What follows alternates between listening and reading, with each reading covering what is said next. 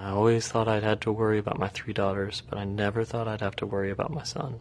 Why are you reporting something like that when it's just a female? Oh, like, what, is he gay? According to statistics, I was too old to be a victim. You should enjoy that because women know what to do with other women.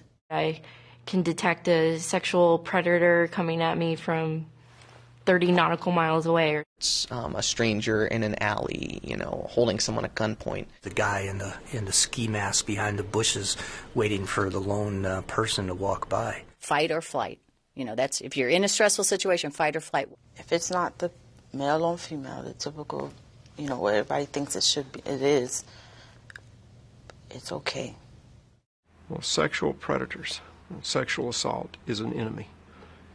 It is a harm to one of our shipmates. It's not just women. There are male and female victims here. It affects our whole force. I got trained to be a victim advocate. I feel like I would have been more prepared given my sapper education background, that I have like a sapper radar, that I can detect a sexual predator coming at me from 30 nautical miles away or something, but that's not the case. You never see it coming. What they look like, I don't know, boy, if we were able to figure that out, boy, it would make this a lot easier to get ahead of, right? It's someone that you work with. It is a friend. It is acquaintance. It is a friend of a friend. It is someone who has access to you, someone who you may have very well let into your space because you trust them. When we would hang out, he told me that I was like a little sister to him. He was exactly like my big brother. He was really protective of me, too. He was a mentor to a whole bunch of people on the ship. He was a social butterfly. Everybody loved him. He got along with the chain of command. It was a member of my peer group. It was a fellow chief. I felt special that he took an interest in me and wanted to help me get the most out of what the Navy had to offer. To have a peer, someone that I trusted, and an acquaintance at that, rape me, it took away everything that I believed in. He was my best friend.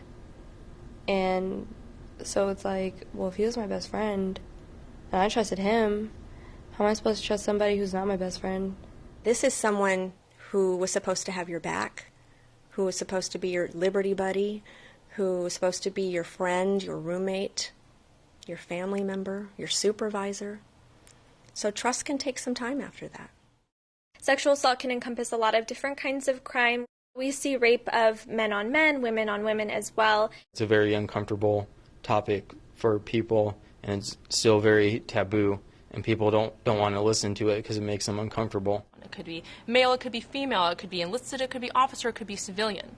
It could be a minor, it could be someone who's, older. It does not matter.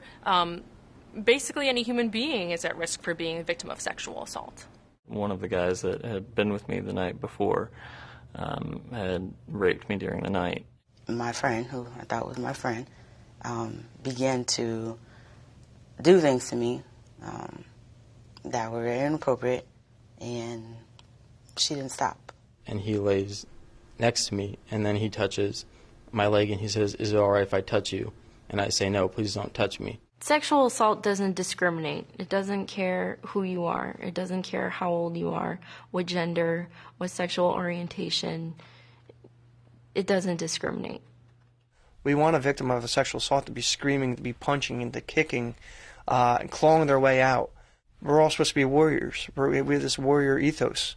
So we're supposed to be able to defend ourselves at all times, no matter what. I think it's hard for rational adults to say, why didn't you fight back? Why didn't you scream at the top of your lungs? You'd think that being a part of the United States military and being a daughter of a Marine, that I'd be a fighter. And you tell everyone, oh, if that were going to happen to me, I'd be a fighter. But I froze. People think of fight or flight, and there's also freeze. People freeze, and they almost go into a semi-catatonic state where they can't verbalize their no. They can't show it with their body language because they literally are frozen. until the traumatic experience kind of subsides. And it's what a victim does to just preserve their self. They just freeze and shut down, and they just do it to preserve themselves and save themselves. For victims, this shock about what's occurring, like I know this person and I trust them and they're my friend. And so there's this moment of just not even believing what's happening right now. I just froze out of shock that this person I trusted was violating that trust.